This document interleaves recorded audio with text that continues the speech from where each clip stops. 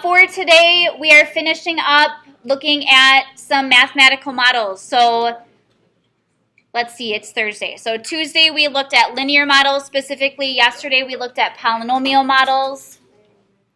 And today, we are filling in models that are power functions, rational functions, algebraic, trig, exponential, logarithmic, and then transcendental functions as well. So we'll talk through all of these. Again, the goal is when you see a formula, you have an idea of what type of function it is. You can picture the graph if it has a specific type of graph. Or if you see a graph, you can identify what type of function it is as well. The first three that are listed are all different types of power functions. So I'm going to just write in this little space above here, a power function in general is a function that is in the form f of x equals x to the a. So it's one term, x to a power. So the first three that are on here are all power functions, but with specific values for a. So specifically, what does that exponent look like? And the first one is when a, the power, is equal to n, where n is a positive integer. So then that formula would be f of x equals x to the n. So some characteristics about this type of power function. It is considered a polynomial. But specifically, it's a polynomial with only one term.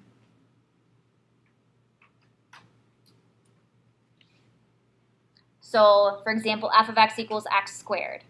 That is a polynomial. It's a parabola. It's a quadratic function, but it's also a power function. It has one term.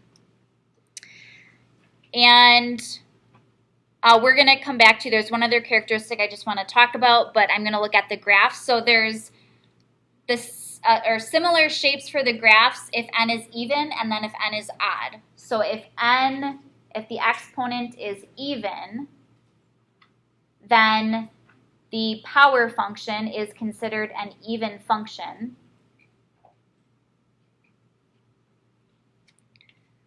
So its graph will be symmetric to the y-axis.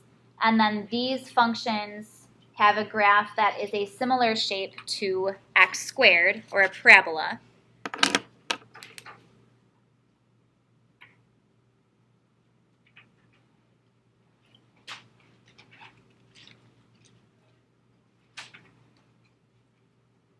And we'll talk about, as the value of n increases, how those graphs change.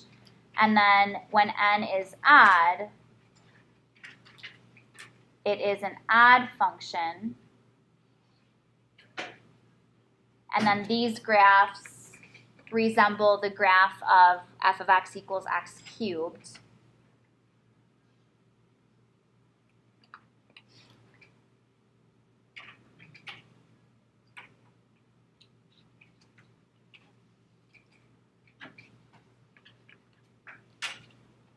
So how these graphs change then when the exponent increases. So for example, how the graph of x squared is different from x to the fourth. Power functions do not have all of the hills and valleys in them. Like a polynomial of fourth degree could have two hills and valleys. But with power functions, specifically with the one term, what happens is as n increases, so n to the fourth, n to the sixth, n to the eighth, near the vertex or near the origin, the graph just becomes flatter. So there's no hills or valleys in it, but it just becomes flatter. Same with n cubed versus n to the fifth, n to the seventh, n to the ninth. This middle part of the graph becomes flatter the higher the exponent is.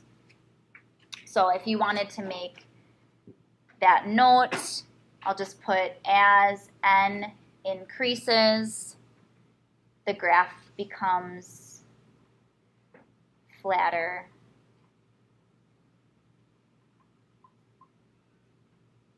near, I'll put near 0, 0, near the origin.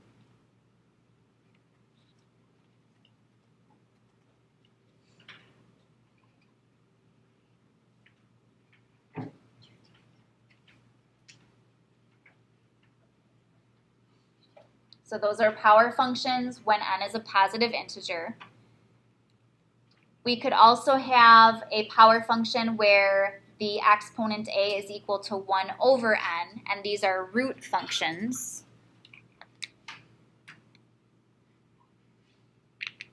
So what the equation looks like, f of x equals x to the 1 over n. Another way to write this, which rewriting rational exponents as radicals and then vice versa, we'll be reviewing a lot and using a lot in calculus. So x to the 1 over n is the nth root of x,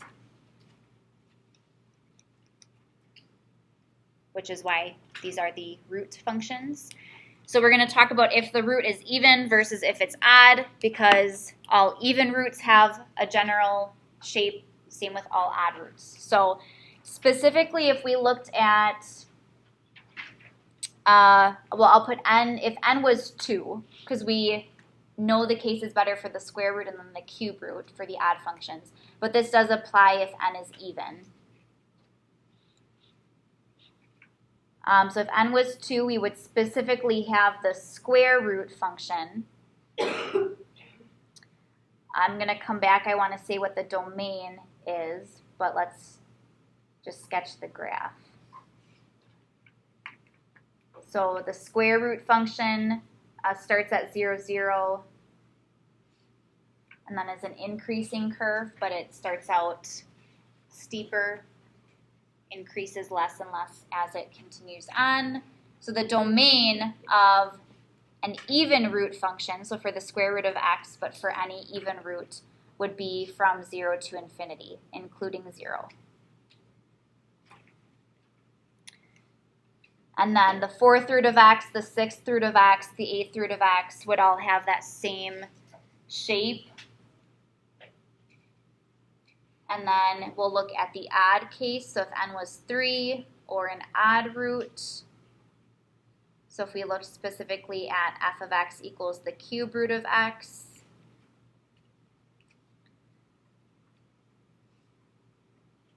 I could have drawn that over more because this will not just be on 1/2 of the y-axis. So the cube root of x, that graph looks like this. I know we've talked about even and odd roots, their domains anyway. We've talked about, we hadn't looked at the graphs. But all odd roots have that similar type of graph, and then their domains, as you can also see from the graph, is all real numbers. Negative to positive infinity.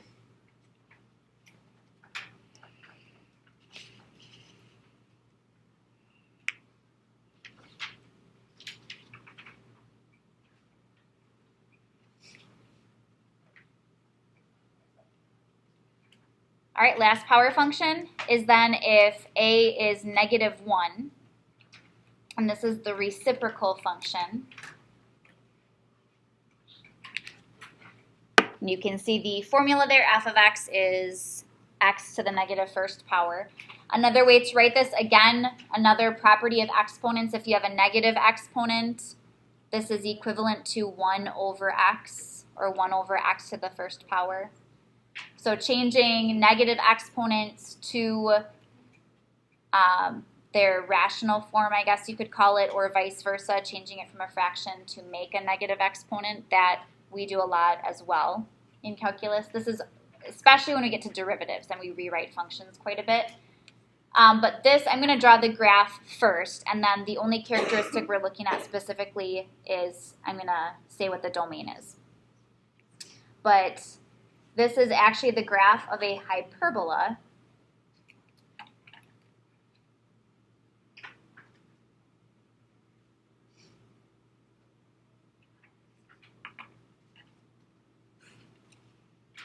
So in Algebra 2, we graph hyperbolas that are strictly vertical or horizontal. So this one's opening at a slant, at a diagonal. But it is a hyperbola. So the domain, as you can see here, there's a vertical asymptote at, or on the y-axis, so at the x value 0, so 0 is not included. And you can guess that as well from the denominator being x can't be 0. So in interval notation, that would be negative infinity to 0, union 0 to positive infinity. So negative infinity to positive infinity, but 0 is not included.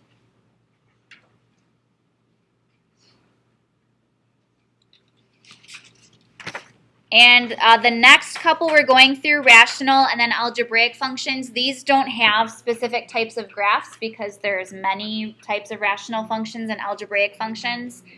So more of just understanding characteristics. So rational functions we have talked about. They're in the form f of x equals p of x over q of x, where both p and q of x are polynomials specifically. So that's important that they have to be polynomials because you could have a function that is a fraction, but if either the numerator or denominator is not a polynomial, it is not a rational function. So just making a note that they have to be polynomials. So it is a ratio of two polynomials. Domain, as we've talked about, there isn't a specific formula for the domain, but if you just want to make a note to remember, it's all values of x such that your denominator, q of x, doesn't equal 0. So we've already talked about how you find where the denominator is equal to 0, and then those values are not included in the domain.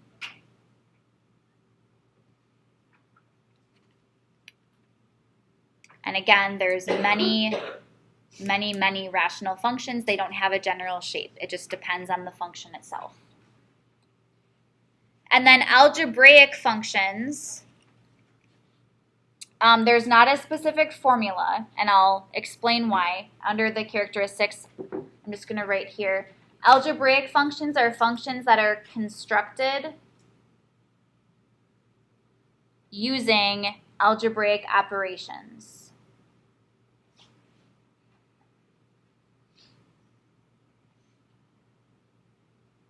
There isn't a specific type of graph either, so you can go into the graph column with your writing. So that means these are functions that are constructed using addition, subtraction, multiplication, division, and radicals.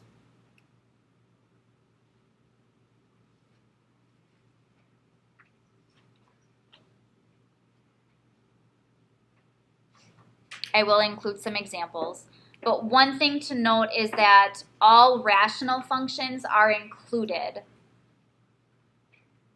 So this includes all rational functions. Every rational function is an algebraic function.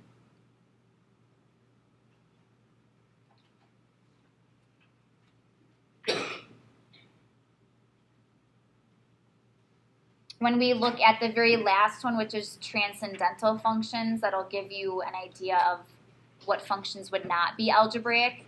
But I'll write a couple of examples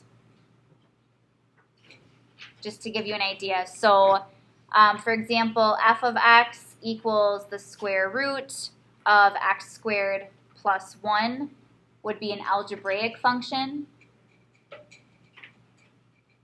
So there's addition in there, there's the radical in there. Another one, g of x, and it's going to be important to note when I write this down, this is not a polynomial. So, or not a polynomial, not a rational function is what I meant to say. X to the fourth minus 16x squared all over x plus the square root of x.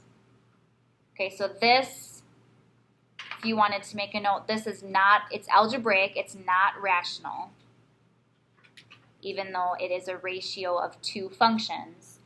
But what part of that function g of x makes it not a rational function? Quinn? It's not a polynomial on the bottom. Yeah, the bottom is not a polynomial because of the square root of x. this would be x to the 1/2 power, and exponents on polynomials have to be positive, and they have to be whole numbers. So they can't be rational. So square roots, radicals are not included in polynomials. They would be algebraic functions, but not polynomials, or in this case, this is not a rational function. All right, so then a few left, trig functions. I'm just going to specifically talk a little bit about sine of x, cosine of x, tangent of x, but there are the reciprocal functions as well. There's also the inverse trig functions. You learned all about trig last year? Yeah. You skipped trig?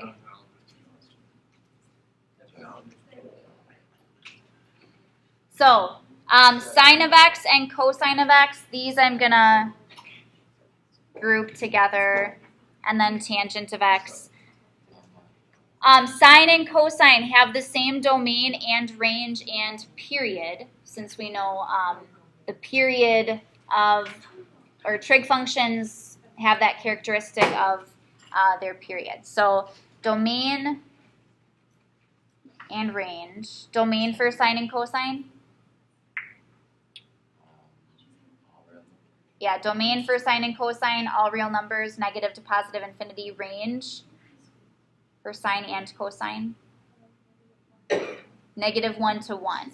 Unless it's shifted, but specifically sine of x, cosine of x, the range is -1 to 1. And then the period for both is 2 pi. Yes. Tangent. What is another way you can write tangent of x? Yes, sine of x divided by cosine of x. So the domain for tangent, maybe it would be easier to look at a graph first, but we'll talk about it. So remember, the graph of tangent of x has all of those asymptotes in it because it's not defined wherever cosine of x is equal to 0. So domain, well, I'll write it this way, but then I'll explain where it comes from. So this, I don't know, I'm just used to making it. So this I'm not going to write in interval notation because there isn't an easy way to write all of the intervals it could be. So since the domain is not including wherever cosine is equal to 0, which is at pi halves, and then 3 pi halves, and also negative pi halves, negative 3 pi halves. So it's at pi halves and then every pi. So we're saying here that x cannot equal pi halves plus pi n, where n is an integer. So pi halves, and then you're subtracting or adding pi to it, all of those x values. That would include pi halves, 3 pi halves, 5 pi halves, so on, negative pi halves, negative 3 pi halves, so on, not included in the domain. But every other x value works. And then the period for tangent is pi, yes. Kind of given away with the domain there. All right, so then just sketching the graphs of these. So sine of x, and I'm just going to sketch one period. I'm not going to label the x-axis or anything like that. You could if you wanted to. But sine, the main difference, sine starts at 0 and ends at 0. Cosine of x starts at 1 and ends at 1. And then tangent. What? This is like the last quarter. All the graphing. And then tangent.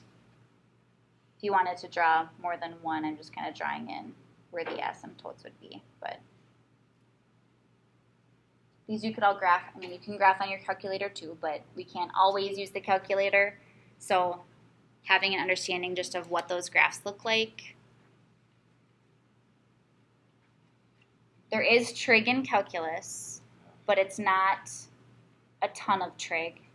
So in trig, I know you learn how to graph all the trig functions. We don't do that. The most you would probably need to do is know how to make a sketch, understand what the graphs look like, but getting really specific with graphing trig functions, we don't get into that in calculus. Trig identities, if you know sine squared plus cosine squared equals 1, you're good.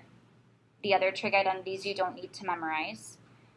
We don't prove trig identities. So you do need to know the unit circle. Did Mrs. Holba tell you that last year? That you needed to know that for calc? Yeah. So you still have to have it memorized in calculus. The unit circle. So you need to know, like if I said, what is sine of pi over 6? You need to know that. Are you going to give us a copy of the unit circle to fill out? Or we just have to know it? I usually hand out one is already filled in. But, I mean, it's up to you to memorize it because you have to know it. Also, one thing with trig, and when we get to more with the calculators, I'll make sure all of you have the right mode. Some of you, if you're in physics, you might be changing back and forth between modes. Calculus is always in radian mode. We only deal with radians, meaning if you took your AP test with your calculator in degree mode, every trig question you answered would be wrong. Oh my God. So I will remind you leading up to the AP test to make sure it's in radian mode.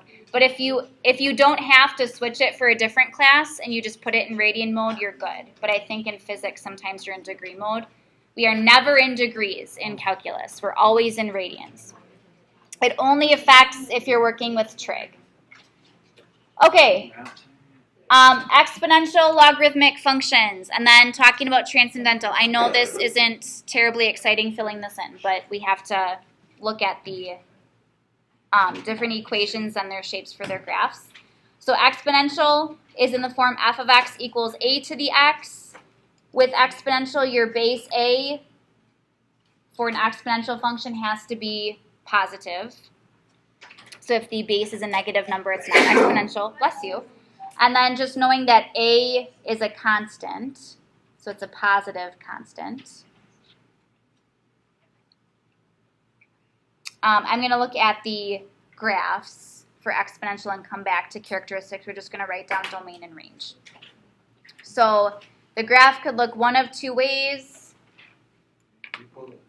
Oh, yep, I'm sorry. Graph could be increasing or decreasing. Exponential growth or exponential decay.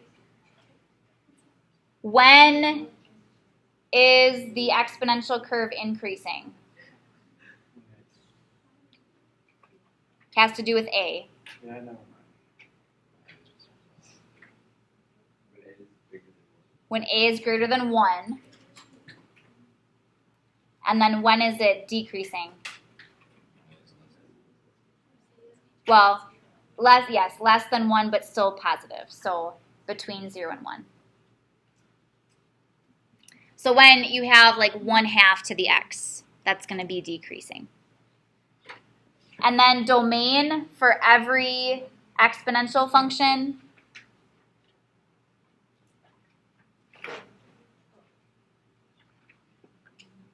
All real numbers. Range, if it's not shifted at all, is 0 to infinity, but 0 is not included. The x-axis is a horizontal asymptote.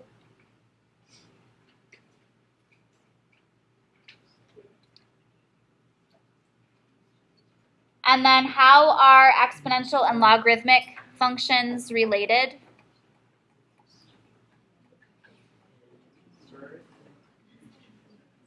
Oh my gosh. Well, they They could. Dylan, did you say it? I said inverse. Yes, they're inverse functions. They're inverses of each other.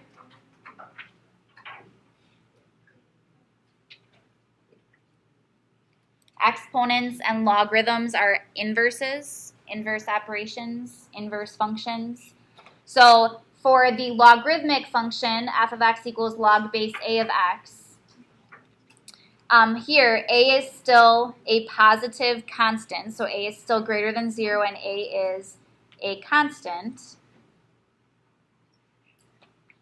If you remember with logarithms, so this base a, so log base a of x, this base a is this base a, so same base. And then inverses, so this is kind of reviewing some things from inverse functions as well. So because it's the inverse of an exponential function, what happens with the domain and the range? They switch. With inverse functions, they switch. Inputs, outputs switch. So the domain is the range of exponential, 0 to infinity. The range is the domain of exponential, negative to positive infinity. And then we just deal with the case where a is greater than 1 for logarithms, so there's not two different graphs. And this is the general graph for a logarithmic function. Maybe not the best sketch, it wouldn't be increasing that much there, would the amount of increase would slow down. All right, we will be focusing, lesson 1.5 is just on exponential functions, and lesson 1.6, I believe, is just on inverses and logarithmic, so specifically looking at the inverse of exponential. Two very well-known functions, or I guess commonly used functions in AP Calc, are f of x equals e to the x, so that exponential function, and then f of x equals the natural log of x. So an exponential and logarithmic function, specifically base e, are very commonly used. And then for transcendental functions, so again, there's no specific formula, no specific graph. So these are all the functions that are not algebraic functions. So here's a list of functions that would not be algebraic. This includes all trig functions, all inverse trig functions, all exponential functions, and all logarithmic functions.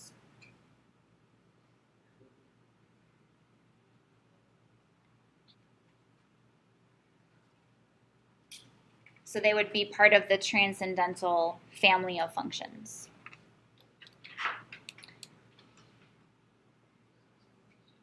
Okay, so between these last 3 days, again, Tuesday we just looked at linear. Yesterday we filled in the first 3 degrees for polynomials, and then this table as well. We'll be working, these are the functions we're working with the most. So knowing kind of that general formula type, and then if there is a general form for the graph, and then their characteristics that we talked about. So example 2,